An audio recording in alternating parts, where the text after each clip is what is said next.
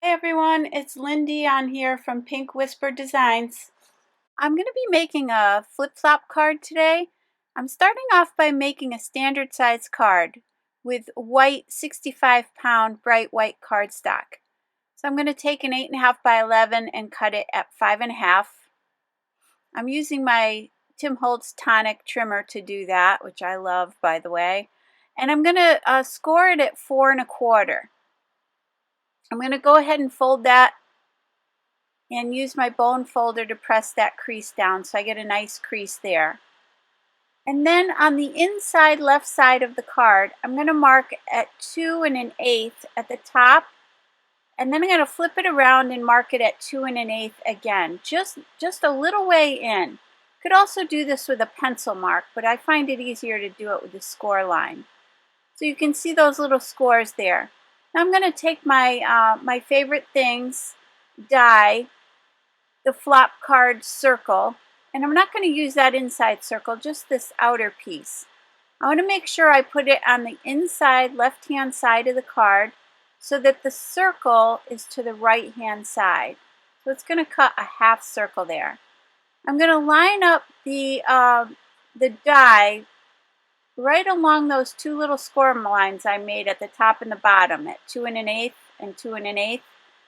And I'm using my grid on my mat to line that up. I'm putting some post-it tape down, and I'm going to go ahead and run that right through the machine. I'm using my Spellbinders Platinum 6 machine, and it cuts through just about anything. And you're going to see that as it cut through, it made some little tiny score marks there. And I'm going to go ahead and press that into place, lining up my edges. And then I'm going to use a bone folder and press that down so I have a nice crisp edge. And you can see now that we've created the base of the flip-flop card. I'm going to take my favorite things, Blueprints number 27 die set, and I'm going to use the scalloped stitched rectangle, and I'm going to die cut from my favorite things, Tiny Hearts pastel paper, the light and dark pink, but there's also this Brights pad as well. So I just think this is a great collection. And I'm going to take those two colors. Now you'll see here that I use some colors that are a little bit darker, and that's because I had my camera off when I was doing the lighter colors, and so you didn't get to see this part. So I redid it with the darker colors so you could see exactly what I did here. I created two pieces of the light and the dark paper, and then I took one of them, whichever one you want to be the front, and I cut it at 2 inches. So I'm going to cut that, and those are the two pieces that I will need for my card. Now you'll see here I go back to the lighter cardstock. So I have the two pieces that I need for the front and the inside of the card. Now I want to create the other half of the circle on the front of the card. So I'm going to go ahead and position that half piece right on the front, lining it up right along that score and making sure everything looks centered. Then I'm just going to tape that to the card temporarily just so I have it in position. Now I'm going to take my die and I'm going to go ahead and line that up with that score line, making sure everything is lined up properly with the circle as well. And once I have that in place, I'm going to go ahead and tape that right there. And I'm going to do that with the other side as well. I'm just flipping it over here so that I can make sure that I am still on that score line. And I only want to tape on the left side of the card here because we're going to be removing that in a second to run it through the die cut machine. And then I'm going to just put another little piece of tape to make sure that doesn't move. And now you can see that the metal score lines are right along that edge. And it's going to cut that half circle. So I'm going to go ahead, and if you do have a pattern paper, make sure your pattern is going the right way. Just I know from experience, I've done it before where I've cut it upside down. So make sure you have it in position the right way. And now that little piece that I cut out, I'm going to hang on to. and I'll show you why in a minute. And so now I'm going to go ahead and attach those two pieces to my card.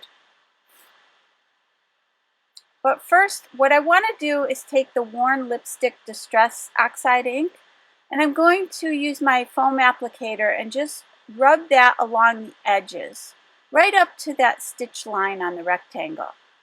And that's just going to give it a little bit more of a finished edge. And I think it gives it a little more of a focal point. So I'm going to go ahead and do both of those pieces.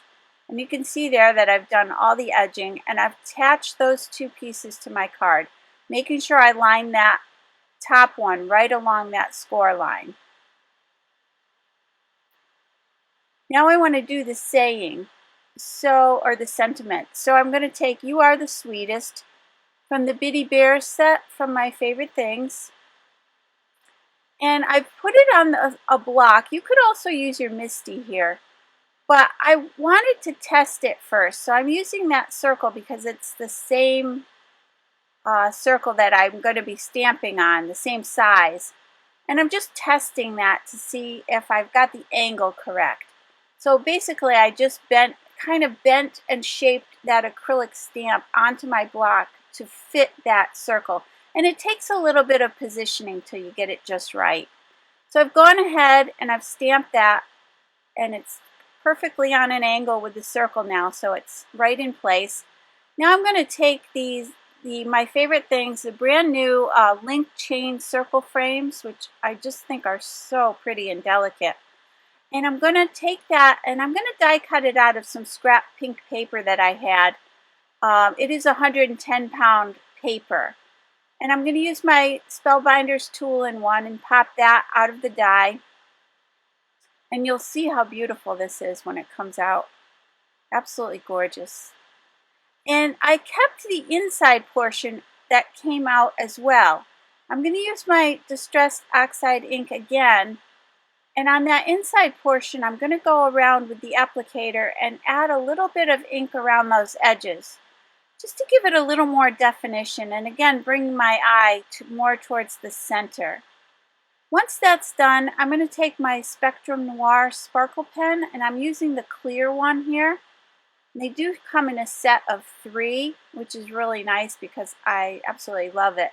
And if it starts to dry out a little bit there, you can squeeze and a little bit more will come out. Very similar to your Wink of Stella pens. So now I have those two pieces ready to go. And I want to make sure that I get it centered in that circle. So I'm putting both pieces in place just to make sure I have it where I want it. And then I'm going to remove that center piece without trying to not move the outer chain circle when I do that. And then I'm going to put some of the Nuvo adhesive on that piece there, just making sure I have enough around the points so that it doesn't pop up, because this card is a movable card. So I'm placing that down and using that chain link as my guide. And now I'm going to place some of that same adhesive on that frame. I'm just making sure I have enough, again, because it is going to be moving. And I'm going to place that right, and it fits right in place like a puzzle. I'm just placing some blocks on there to allow it to dry, and now you can see that that's all positioned in place. So the next thing I want to do is stamp my little bears, and they're just adorable. And I'm going to use the little bear with the heart and the standing one, the one with the balloon, and the one with his arms out. I'm just going to use those 4, and then I'm going to use that tiny heart in the corner. I'm going to use 140-pound cold press Canson watercolor paper to stamp my images. So I've got that positioned on my Misty. I thought it might take a few stampings because sometimes on the watercolor paper it does. So, but luckily one stamping and I got nice crisp images, so I only had to do it once. And I'm using the Versafine black permanent ink to do that. Now I want to take that heart, and I'm going to need 5 of the little hearts. So I'm just going to stamp that 5 times and clean that off. And now I'm ready to start coloring. I'm going to be using my Tombow water-based markers. And you can see the numbers there, which are light gray, dark gray, apricot or flesh color, and a pink. And what I like to do is place the blender, this is the blender pen here, N00, and I like to put the blender fluid down first. It makes the marker color move around much more easily. It's almost like applying water first to a watercolor and then applying your ink. Now I put the lightest color down first, and I'm going to put the darker color, and now I'm just going to blend those two in. And I'm putting the darkest color where I think there would be a little bit of shadow around the bottom. And I'm just using kind of little tiny circular motions to blend that in. I want it to look like fur, a little bit like his fur would look. So I'm using these little tiny dotted or circular motions to bring that color together. Now I'm going to take that pink and put a little bit on his cheeks there, and take my blender pen and just kind of blend that in. I'm going back with the lightest color and doing a little bit under his chin, I guess it would be. And then I'm going to blend that in with using the flesh color on his belly area. And just kind of get those to blend. I'm going back in with that flesh color and putting a little in his ears and blending that out. The Tombows I find very easy to work with.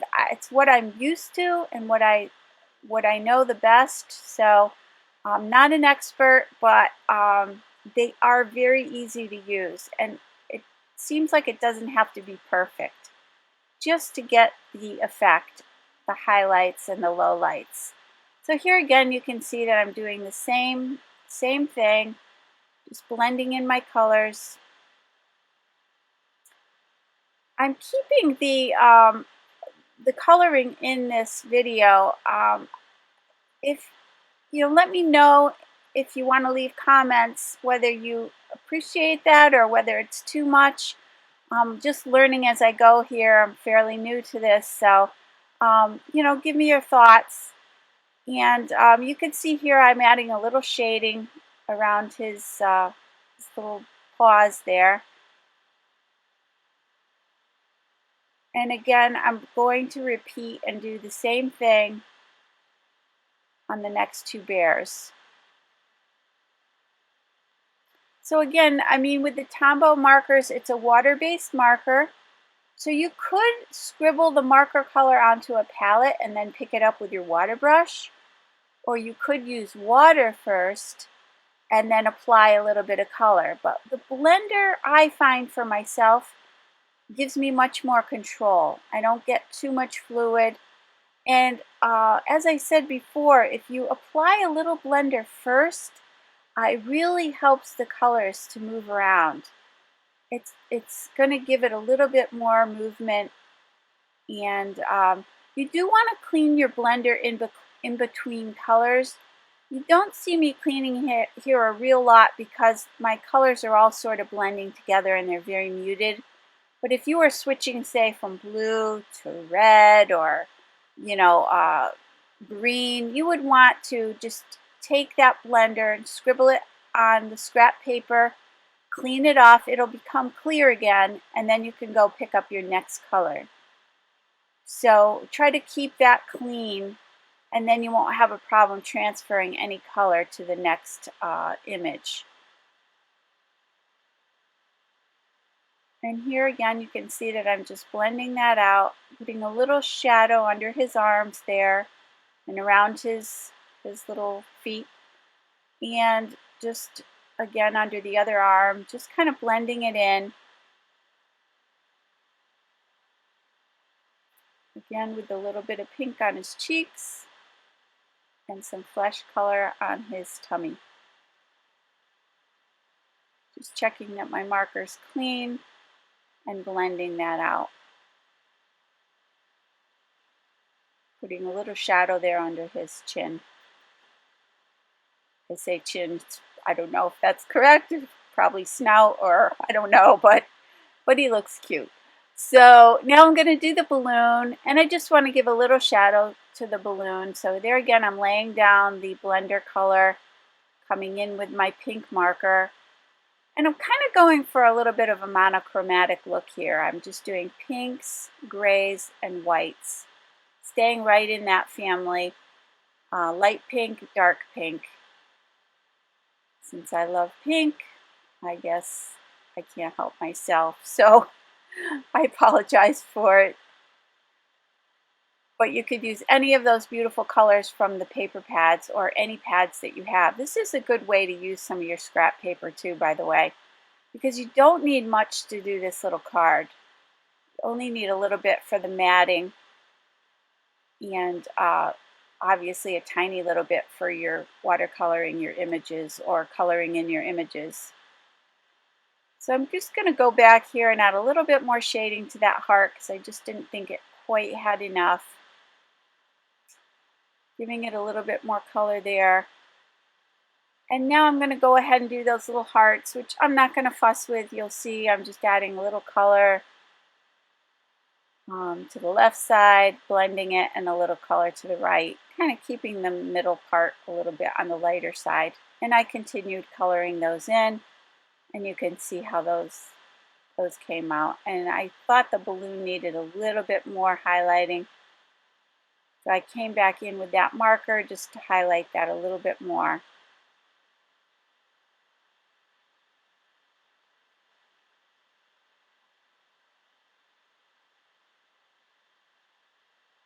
So now they're all colored in. I know it might not be so easy to see on camera, but they have nice highlights.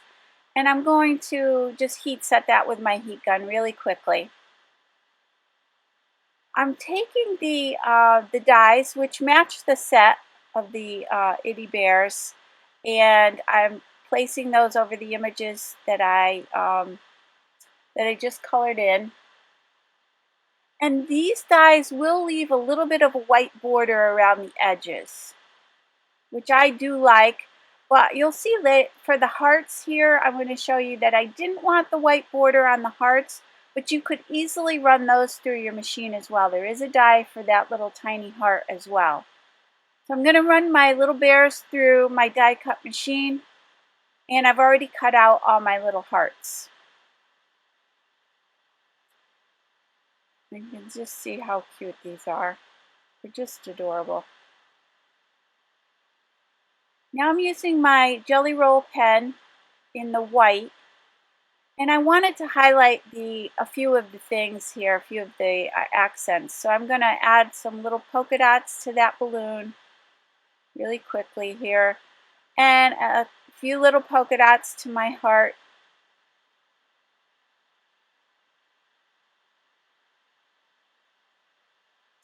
And then for the bear, one of the bears, he's going to be holding one of the hearts. I'm just doing like a little plaid stripe effect on it, which is very hard to see on camera. Now I'm going to place that little heart in his hands using my Nuvo adhesive, and I'm just going to take that little heart and place it right in his hands there. I'm going to use a little photo mounting tape for this next heart. I'm just going to cut a small little rectangle of it and place it on the back of that heart, which was harder than it looked. And I'm going to put that right over his heart and give him a little heart. These little hearts are from Queen & Company, and they are adorable. They have all these little accents, which I've been picking up a few here and there. And these little tiny hearts, I'm not sure what they're made of, but I think it's like a plastic material, and they're just so cute. And I put a little bit of my multimedia glue from Ranger right there in the center to hold it in place. I don't know if the other adhesive would have worked. The multimedia glue is a very strong adhesive, and I thought it might work better with this. And then I'm going back with my Spectrum Noir sparkle pen, and I'm just going to highlight the hearts and the balloon just to give it all a little bit of sparkle there. All the little tiny hearts too, which I could have done after I put it on the card. So either way is fine with that. Now we've got the base ready to go, and I'm going to start adding my little bears. And you can see that glitter on the balloon there. It looks so pretty. And I'm going to add my adhesive to the back of each of these bears. And then I'm going to just take an acrylic block and lay it on top while it sets the glue. I'm going to put some on the other bear here and get that one in place as well.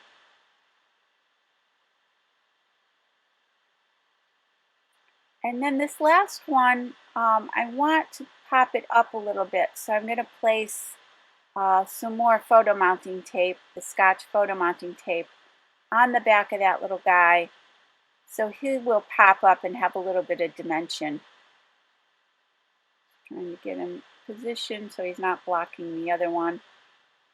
And that looks pretty good. So now I want to take those 3 little tiny hearts that are left over, and I'm going to again put the little tiny squares of photo mounting tape on the back of those, which, like I said before, was more of a struggle than I thought. I didn't keep all of it on camera, that trying to get the backings off.